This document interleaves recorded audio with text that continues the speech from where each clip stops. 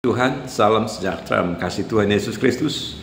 Jumpa kembali pada kesempatan ini Bapak Ibu sekalian untuk saya menyampaikan firman Tuhan.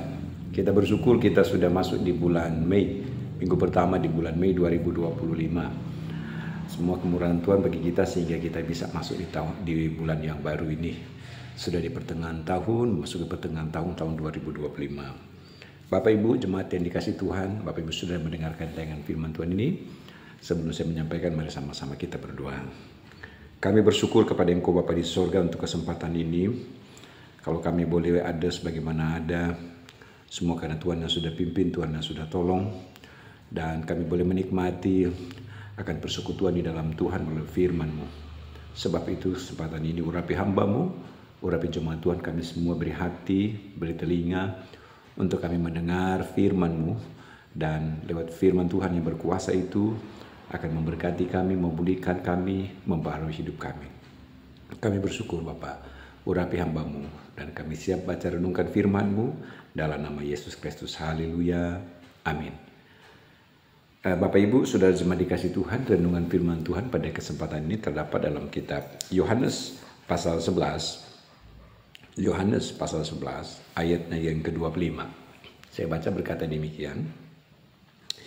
Jawab Yesus, akulah kebangkitan dan hidup. Barang siapa percaya kepadaku, ia akan hidup walaupun ia sudah mati. Si Tuhan. Ayat firman Tuhan yang baru kita baca ini adalah bagian dari sebuah kisah yang benar pernah terjadi pada peristiwa ketika Lazarus mati dan dia dibangkitkan. Nah, saya menghubungkan ayat ini dengan momentum yang hari-hari ini kita masih dalam suasana Hari Paskah, hari kematian dan kebangkitan Kristus. Puji Tuhan.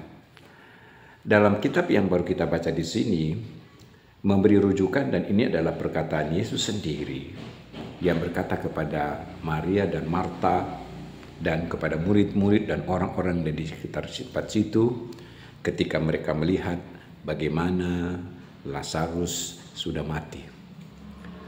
Saudara-saudara dikasih Tuhan, namun pada ayat sebelumnya Yesus menyampaikan bahwa sungguhnya dia tidak mati tapi dia tidur.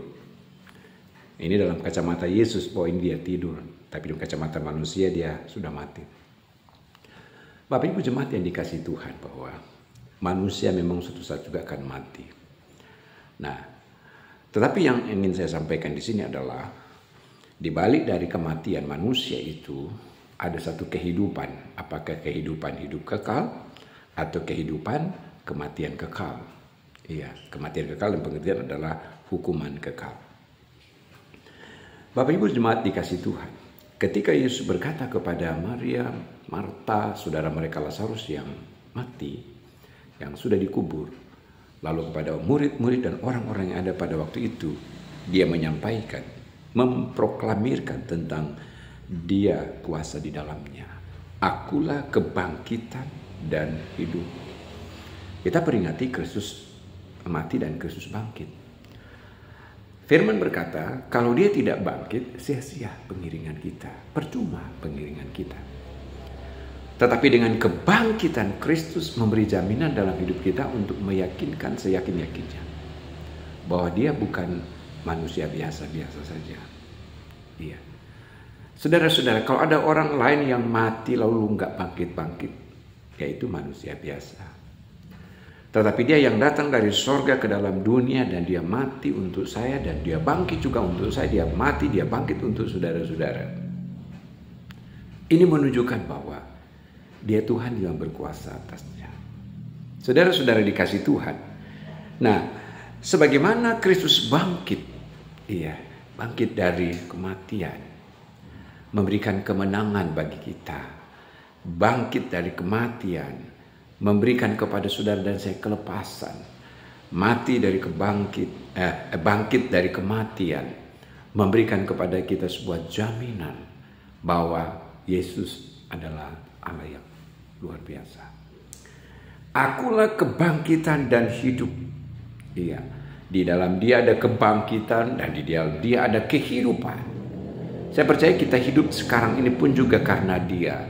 Dan juga kehidupan nanti dalam kekekalan juga karena Dia. Sebab manusia akan sanggup akan membawa kita kepada sebuah kekekalan kalau bukan di dalam Dia. Sebab Alkitab berkata, akulah jalan kebenaran menuju kepada kekekalan itu. Nah, melalui pribadinya. Maka itu sebabnya di dalam Dia itulah Dia berkata, akulah kebangkitan dan kehidupan. Dia sudah bangkit. Amin, saudara-saudara kasih Tuhan. Berbahagialah kita yang tetap tinggal di dalam Dia, yang menaruh harap dan menaruh percaya Kristus sudah bangkit, memberi kemenangan. Dan ini menjadi keyakinan yang sungguh di dalam kehidupan kekristenan. Sebab apa? Ayat ini juga akan mempertegas dan menepis anggapan orang tentang Yesus, Dia tidak bangkit. Iya. Untuk menepis anggapan orang-orang ketika Yesus dikubur, lalu ketika kubur kosong, orang berkata jasadnya dicuri. Iya. Dan juga pun di akhir zaman ini ada pemahaman-pemahaman tentang kehidupan bahwa Yesus tidak bangkit. Dia tidak mati, Dia tidak bangkit. Kalau tidak mati otomatis tidak ada kebangkitan, kan? Dia diangkat. Tapi kita tidak memiliki pemahaman yang demikian. Bahwa kita memiliki pemahaman di dalam konsep firman Tuhan. Yesus mati dan Yesus bangkit. Dia bangkit dan Dia naik ke surga. Hari ketiga Dia bangkit dan Dia menunjukkan kepada murid-murid, Dia mendatangi murid-murid bahwa ini aku bangkit. Sudah, puji Tuhan. Dan kebangkitan dari Kristus itu menjadikan saya sebut menjadi sebuah patron di dalam kehidupan kekristenan yang percaya kepadanya, maka kita akan menjadi pribadi yang juga dibangkitkan. Sudah. Sama seperti gambaran dalam tulisan di sini. Lazarus dibangkitkan karena adanya Yesus. Iya. Saudara dan saya pun juga. Saudara, ketika kita dalam tubuh badan ini akan mati, tetapi kita akan mengalami sebuah kebangkitan.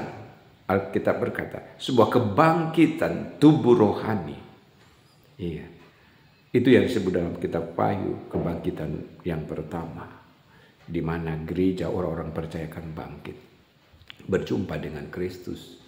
Lalu ada kebangkitan kedua, orang-orang berdosa yang tidak percaya kepada Kristus untuk siap dihukum. Tapi kita ada pada fase kebangkitan pertama pada akhir zaman, yaitu ketika Dia datang untuk berjumpa dengannya. Yaitu orang yang percaya akan kebangkitan Kristus. Saya mau baca satu ayat yang menjadi referensi kita dalam kitab 1 Tesalonika pasal 4. Ayatnya yang ke-14 berkata begini. Saya baca. Karena jikalau kita percaya bahwa Yesus telah mati, amin, dan telah bangkit, amin, puji Tuhan. Iya. Maka kita percaya juga, ini menjadi hal yang sangat mendasar, sangat fundamental dalam kehidupan kekristenan, yaitu percaya kepadanya yang telah mati, percaya kepadanya bahwa Dia telah bangkit. Maka kita yang percaya, kita juga, saya baca, karena jikalau kita percaya bahwa Yesus telah mati dan telah bangkit, maka kita percaya juga bahwa mereka yang telah meninggal dalam Yesus akan dikumpulkan Allah bersama-sama dengan Dia. Orang yang di dalam Kristus, menderita di dalam Kristus, bangkit di dalam Kristus, meninggal di dalam Kristus, maka firman Tuhan berkata akan dikumpulkan bersama-sama dengan Dia. Akan berkumpul bersama-sama dengan Dia. Artinya bahwa dia menjadi sebuah jaminan dalam kehidupan kekristenan, saudara dan saya. Saya baca ya seterusnya, dikata begini. Dan ini kami katakan kepadamu dengan firman Tuhan, kita yang hidup yang masih tinggal sampai kedatangan Tuhan, sekali tidak akan menurut mereka yang telah meninggal. Sebab pada waktu tanda diberi, yaitu pada waktu penghulu malaikat berseru dan sangkakala Allah berbunyi, maka Tuhan sendiri akan turun dari sorga. Dia sendiri akan turun dari sorga. Dan mereka yang mati dalam Kristus akan lebih dahulu bangkit. Iya. Ini sejalan dengan keyakinan orang percaya, jemaat Tuhan, saudara dan saya. Karena kita percaya ada kebangkitan di dalam Kristus, maka ini akan menjadi bagian di dalam kita, bahwa kita percaya ada kebangkitan di dalam Kristus, maka orang percaya juga akan mengalami hal yang sama, kita akan dibangkitkan. Saudara. Maka sebaliknya orang yang tidak percaya kepada kebangkitan Kristus, dia nggak akan mengalami konsep ini. Saudara, sebuah kebangkitan pertama untuk menerima keselamatan. Karena ada kebangkitan kedua, tapi bukan menerima keselamatan, tapi menerima hukuman dalam kitab Wahyu. Nah, maka Tuhan sendiri dari surga dan mereka yang mati dalam Kristus akan lebih dahulu bangkit. Sesudah itu kita yang hidup yang masih tinggal akan diangkat bersama dengan mereka dalam awan menyongsong Tuhan di angkasa. Puji Tuhan. Saya mau kembali kepada ayat awal tadi dalam pembukaan. Ketika Yesus berkata kepada murid-murid, pada Maria dan Marta tentang Lazarus yang mati dan dia datang untuk membangkitkan. Saudara, sehingga ditulis dalam kisah selanjutnya, Lazarus dibangkitkan. Puji Tuhan, Lazarus dibangkitkan. Maka murid-murid pada waktu itu mereka tercengang-cengang melihat bagaimana Lazarus dibangkitkan. Inti dari perenungan kita saat ini adalah untuk memperkokoh keyakinan iman kita di dalam Kristus. Seperti apa yang Alkitab katakan, akulah kebangkitan dan hidup. Bapak Ibu jemaat yang dikasihi Tuhan, engkau yang ada di dalam Dia, teruslah di dalam Dia. Kristus menjadi jaminan kebangkitan kehidupan kekal sampai selama-lamanya. Amin. Saudara jemaat yang dikasihi Tuhan, karena di dalam Dia kita tidak mati.